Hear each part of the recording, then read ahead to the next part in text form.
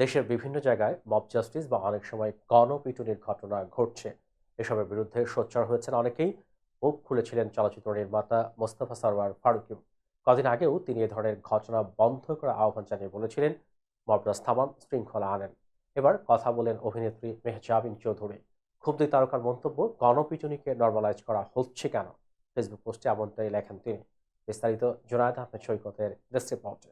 দেশ একটি জাতীয় চেতনায় উজ্জীবিত হোক। আমি মানসিক ভারসাম্য কিনা সেটা আপনাদের কাছে প্রমাণ করব।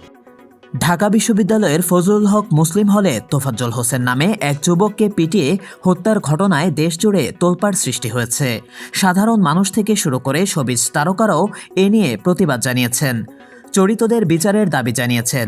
জনপ্রিয় অভিনেত্রী মেহজাবিন চৌধুরী লিখেছেন, গণপিটুনিকে নর্মালাইজ করা হচ্ছে কেন?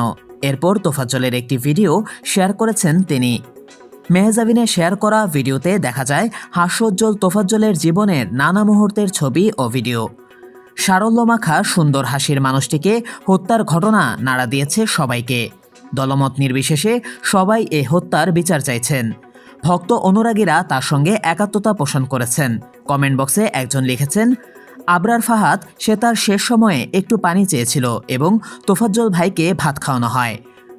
দুই ঘটনা একই রকম মনে হয় আমার। এর বিচার আজকের ভেতর করা দরকার।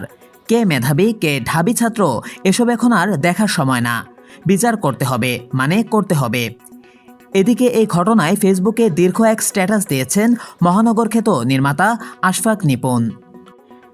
তিনি লিখেছেন, আমি শুধু তাদের মায়েদের কথা ভাবি। এই যে গতকাল তোফাজ্জল নামের এক মানসিকভাবে অপ্রকৃতস্থ যুবককে ঢাকা বিশ্ববিদ্যালয়ের কিছু ছাত্র পিটিয়ে মেরে ফেলল, আমি ভাবি তোফাজ্জলের মা সেটা দেখতে পেলে কি করতেন।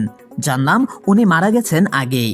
কিন্তু এমনও তো হতে পারে তোফাজ্জলের কাছ থেকে 3 ফুট দূরে দাঁড়িয়েছিলেন উনি।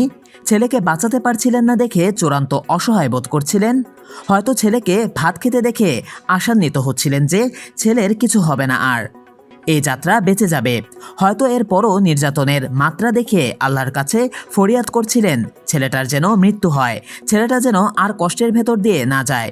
তিনি লিখেছেন, আমি শুধু সেই সব মায়েদের কথা ভাবি যারা 9 মাস গর্ভে ধারণ করা থেকে সন্তান জন্ম দিয়ে তার পুরোটা জীবন সেই সন্তানকে লালন পালন করে বড় করে একদিন জানতে পারেন তার ছেলেকে বা মেয়েকে কেউ মেরে ফেলেছে।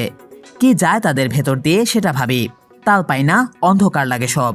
আমি আমার মায়ের কথা ভাবি আমাকেও যদি কেউ এভাবে দল বেঁধে মেরে ফেলে তাহলে আমার মায়ের কেমন লাগবে, কেমন অসহায় বোধ করবে সে।